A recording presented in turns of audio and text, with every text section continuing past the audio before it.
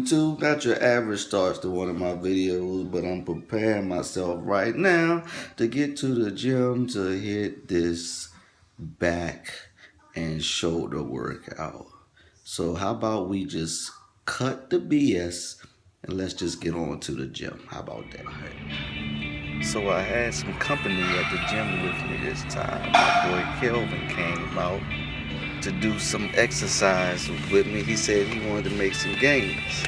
Now we started off actually with barbell rows, but we didn't get the footage of the barbell rows. So y'all came in when we were doing that's a damn shame, when we were doing upright rows. I almost couldn't remember what the hell the exercise was called, but hey, whatever. It shows how the mind works. So yeah, we hitting these upright rows to hit the back and the shoulders on shoulder day. Concentrating on those today. We do some abs in at the end, but I tend to do abs a few times a week. I like to do them every day, but sometimes I just gotta rest. So right back to the upright rows. Notice the weight has changed.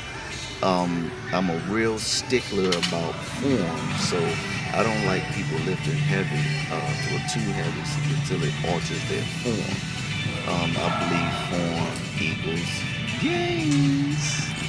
So you see the weight has went up, and I only got I think that was 220. Yeah, it was 225 on each side of the bar. I think this bar was 35. So that was heavy enough for me to keep perfect form, and that's just what I like to do. Now Kelvin, he boxes, so a lot of things was different on this day with not what he was used to. That's what I would say, because it's two different worlds, boxing and bodybuilding. We came over here to hit these T-bar rolls. Now I love these, man. The back just be banging on these T-bar rolls. See, I got the 245s up there, just getting it in that way, keeping that perfect form whole way. Like I said, form is very important. So keep that perfect form the whole way, folks, even on these smooth ass T-bar rolls. I'm not even paying attention right now to I think we was doing between 8 and 12. Make sure we got 8 and 12 reps out of each set. Now I'm gonna take the weight up on my next set. Kelvin gonna take his weight up on his last set too, because the last set of these T-bar rolls I like to go real heavy and still try to push it out. I really like and recommend this exercise for that back. Lower back, middle back, upper back. That lower back is stabilizing, while that middle and upper back is getting the workout to, guess what, make some back gains. More T's, like I said, I put another 25 on there. And as y'all can see from my expressions, this was a lot harder than what I started off at. Kelvin also added a 25. Well, move that goddamn thing out the way. I also added a 25 on his last set to make them back gains. Hey, look at that. Everybody know what this exercise is. This is one of the what? Compound movements. Shoulder press. Barbell. Standing or seated. I prefer seated because truthfully I have some lower back problems that I try to ignore because I don't like making excuses when it comes to my gains. But I gotta be a realist sometimes, so I gotta stick with the seated shoulder presses. So what we got up there, we got 225 on each side, and I threw in 210s because I wanted to hit 35. I tried to start off with the 245s on each side. It was it felt way too heavy. So like I said, y'all, I like my form to stay right throughout the whole exercise and all the sets and repetitions. So I decided to go with the 35. I had to make an executive decision in order to make these gains. So, and as you've seen, Kelvin was rocking the 225s up there. Like I said, two different worlds. The dude is cut up, but he said he wanted to change his weight class up, so he trying to make just a little bit of gains, he said. I said, man, what's a little bit of gains? You gonna make some gains. We not counting how little bit. You gonna make some gains. Right back to the shoulder press. I believe we did 3 sets. Did 3 sets of everything. We started winding down to 2 later on in the routine.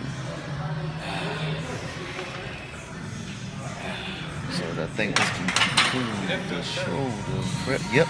So moving on to the M or F and rear laterals.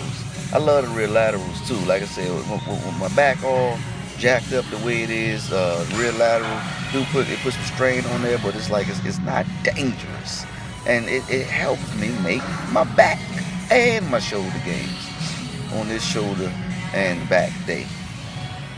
So maybe I think this is when I started cutting it down to 2 sets, because everything was real, it was real heavy. Heavy to make sure you got that good form still, and I think my muscles started to fatigue, but I wasn't done with my exercise, and that'll happen to you when you're in the gym sometimes. Sometimes your muscles will just tell you, like, that's enough, so you gotta make a decision. You gotta either work through it, you do a little bit more and still get some exercises, or you gotta make a decision to leave. But then you got to make a decision on which decision is going to get you the most gains. Very important. Right on to the side laterals. Excuse me. Side laterals with a real lightweight. I never do side laterals heavy at all. I do it to something I can lift and do some high reps on. I don't see no point in putting too much strain on those shoulders, trying to lift straight up like that on the side lateral. That's just really unsafe to me, and I have tried it before. It puts a lot of strain on those shoulders. It's not cool, not a good feeling, so I just stick with the high rep on this repetition, and look at them shoulders, look at them traps. I mean, I think I'm making gains.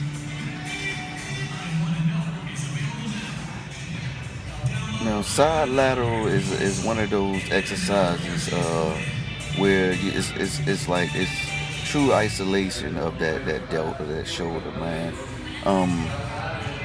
This is that exercise that, when I do it, I do it high reps and I do it light so I can feel that burn, because it's a safe exercise to me that way. But moving right on along to another version of the shoulder press, the dumbbell shoulder press right here. Now you see I'm doing these standing. This is like one of my addicted movements. Now I love these dumbbell shoulder presses, man. You can go heavy, your form can stay sharp, man. That is a really good exercise, in my opinion. And like I said, look at the gains that I made from that exercise. Now Kelvin here looked like he job manhandling those weights right there, but don't think he was just going light. Like I said, he's a boxer. So when we was doing these shoulder presses in between sets, he grabbed two 5-pounders and was shadow boxing, waiting on me to finish.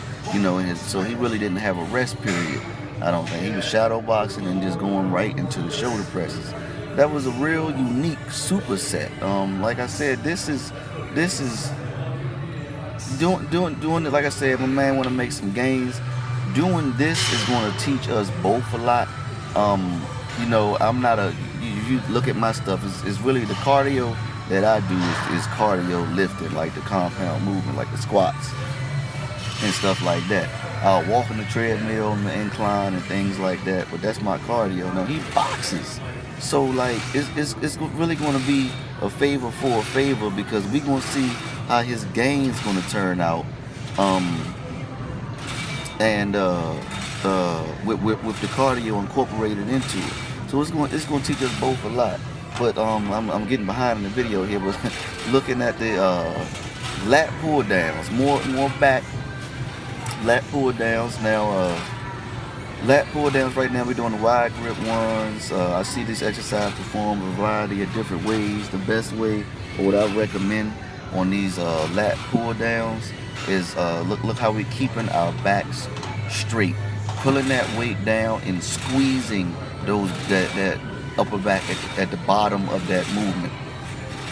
That is how I think it should be. I see a lot of people moving their backs, going back and forth, this, that, and the other. I think this is the best way to truly isolate that back and get the best back gains out of it. So wide grip again here. I think we did wide grip 2 times, and then we're gonna move into the close grips and hit those 2 times also. Same exercise, but you like to hit muscles at different angles. So therefore, we're gonna do the same exercise, but the hands just gonna be different. See, change that bar up there, and we going with the close grip lat pull downs. Same principle though. At the very bottom, squeeze those back muscles and keep that back straight. That lower back gonna have to stabilize. That middle back gonna have to stabilize. Total back workout. Total back workout, total back movement. Like what I said with the stabilization and all. Same thing here. Now look at Kelvin here. Same form. Same thing that I'm preaching. Squeezing that at the bottom. Squeezing that at the bottom. Squeezing that at the bottom. That's the way to do it, and that back staying straight. Can't remember. I think the setting on the machine was on 8. Most likely. Can you see it? Most likely. I think it was on 7 or 8. But keep the reps. I always like to stay between 8 and 12. So on most of my exercises, especially in the upper body, always be between 8 and 12. So stick with me, and that's just the way it will be.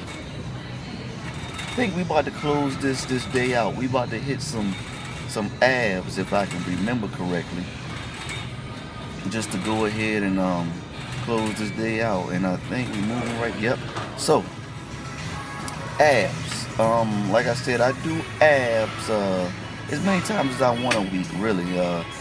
Right now, I'm trying to do my abs like 5 times a week. Everybody knows that the ab recovers. That muscle can recover in 24 hours, 23 hours. 14.